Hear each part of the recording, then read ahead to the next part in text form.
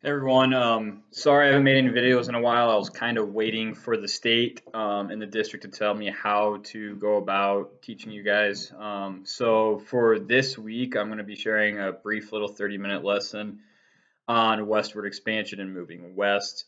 The way we'll do this is I'll have a quick little 5-10 minute video, and then there will be a couple reading assignments and a couple games you can also play that I'll have up all on Canvas. This will all be emailed to you. So in this video, I'm going to go through westward expansion. I'm going to talk about manifest destiny. I'm going to talk about different trails west. I'm going to talk about the gold rush briefly go over the immigrant groups, and then talk about Texas and Mexico and the Mexican-American War. So here we go. Remember, westward expansion is all about that term manifest destiny. Manifest destiny is the belief that God told Americans that it is their duty, their goal to expand west. So they need to be going as far west as they can from sea to shining sea. So they need to get to the Pacific Ocean. In order to do that, we're going to start to build these trails that will pretty much start in the middle of the country. A lot of them start in Missouri, Independence, Missouri, St. Louis, Missouri, and they travel west. These are mainly known as like the Oregon Trail. There's a California Trail. There's a Mormon Trail.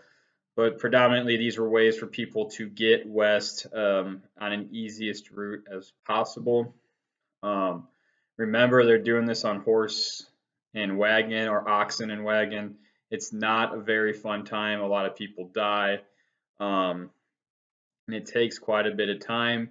Also, a lot of planning, because if you leave at the wrong time, you can get stuck up in the mountains, and that's not going to be good as well.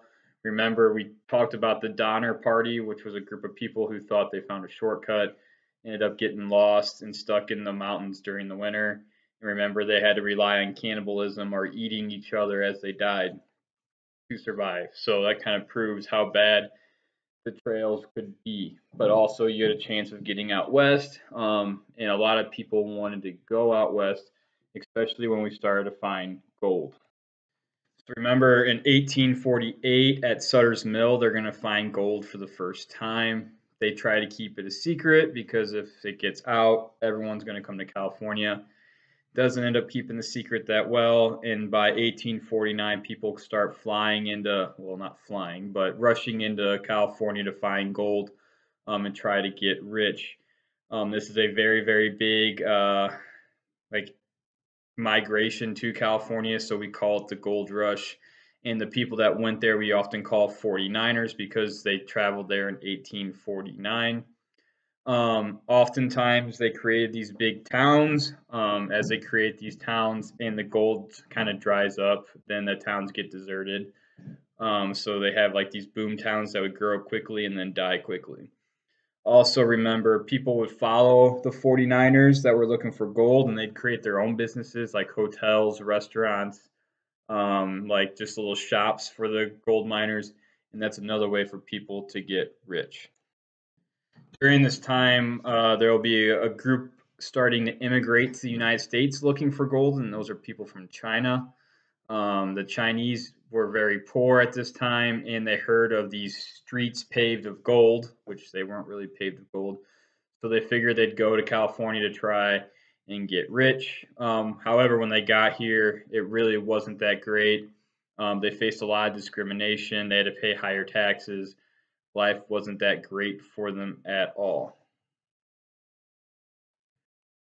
Other immigrant groups during this time were the Germans. The people of Germany tried to hold a revolution similar to the United States and similar to France. However, they failed.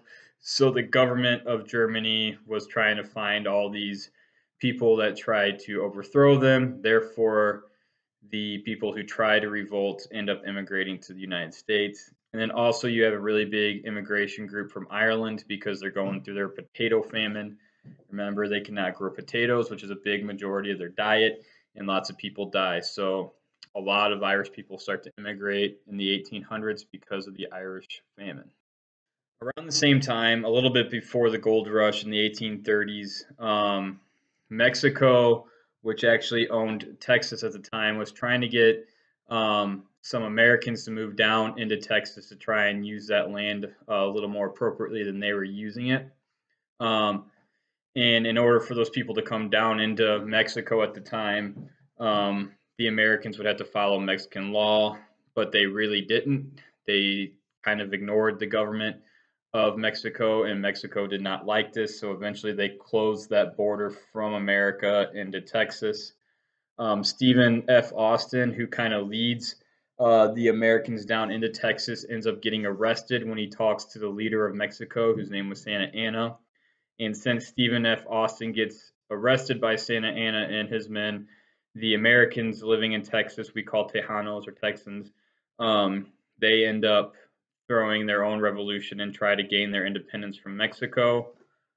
This is where you hear about the Alamo, which was a missionary down in San Antonio. And Santa Anna and his men pretty much destroy the whole missionary, killing all men. It was quite the devastation. Eventually,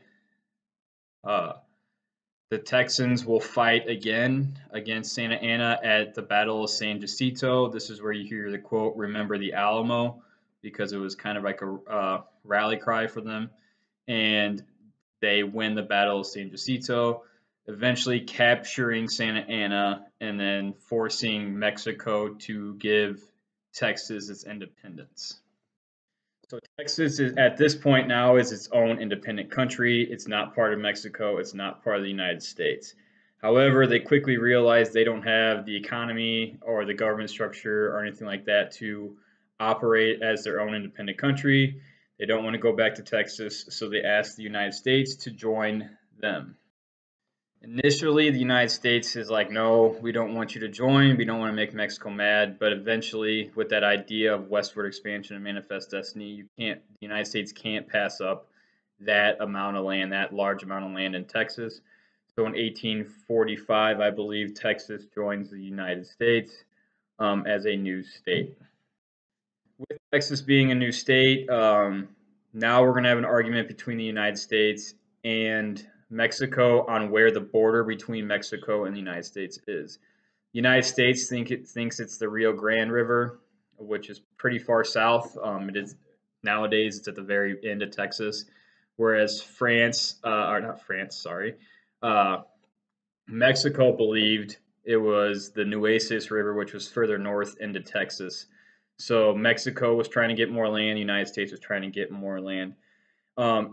They keep arguing over this. Eventually, shots are fired and people are killed. Mexico kills some U.S. soldiers, and now we're going to have a full-on war that we call the Mexican-American War. All in all, the Mexican-American War really is not that big of an ordeal. The United States wins pretty easily. They even get as far down south as Mexico City. And Mexico at this point is just like, you know what? This was a mistake. We shouldn't be fighting you. And they settle the war with this thing we call the Treaty of Guadalupe Hidalgo. First of all, the Treaty of Guadalupe Hidalgo sets that border at the Rio Grande, so that's where the border is today, as well as gives the United States a bunch of additional land.